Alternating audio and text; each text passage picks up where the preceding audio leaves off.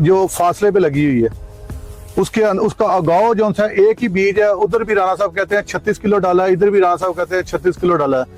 अब राणा साहब से ये पूछते हैं कि राणा साहब आपने इस जगह पे भी किसान दोस्त फार्मूला ना डाल के गलती की है कि अच्छा की है, और जो लोगों के दिमाग में ये चीजें थी वो आज क्लियर हो जाएंगी कि जिस जगह पे राणा साहब ने किसान दोस्त फार्मूला गंदम के ऊपर डाला है उसकी एवरेज और सारी चीजें आपको ऑलरेडी बता चुके हैं।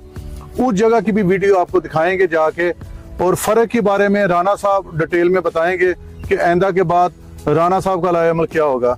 जी राणा साहब आप बताएं। जी औज़ुबिल्लाहिमिनश्शैतानिर्रजीम, बिस्मिल्लाहिर्रहमानिर्रहीम। सबसे पहले तो मैं बहुत शुक्रगुजार हूँ सैयद बाबर बुखारी साहब का, जिन्होंने ये कदम उठाया है कि मैंने किसानों की बेहतरी करनी है, और अल्हम्दुलिल्लाह इनकी बेहतरी का रिजल्ट पिछली दफ़ा मैंने आपको मेरी गंदम की वीडियो दिखाई है, उसके अंदर जो बेहतरी आई है मेरी उस ज़मीन में, ये नज़र साहब हैं, ये वहाँ मेरे हमसाए भी हैं और इनकी साथ वहाँ ज़मीन भी है, और तकरीबन 20 साल उधर इन्होंने काश्तकारी की है।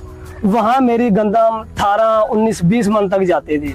सैयद बाबर बुखारी साहब के किसान दोस्त फार्मूले से माशाल्लाह इस वक्त मेरी जो एवरेज आई है उसकी 41 मन आई है।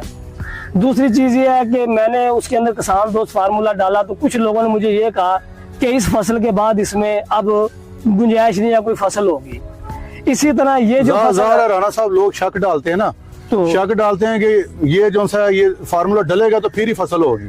तो आपने जो किया वो चले, अल्लाह जो करता है ना वो बेहतर होता है, कि जिम्मेदारों ने भी देख लिया कि ये अगर नहीं भी डालेंगे आपकी फसल फिर भी अच्छी होगी, क्योंकि ये ऑर्गेनिक मेटल बाहर करता है और जमीन को बेहतर बनाता है। उसके बाद मैंने क्या काम किया, मैंने मकई उगाई, लेकिन उसके अंदर किसान दोस्त फार्मूला नहीं डाला। उस जमीन में मकई होती ही नहीं थी।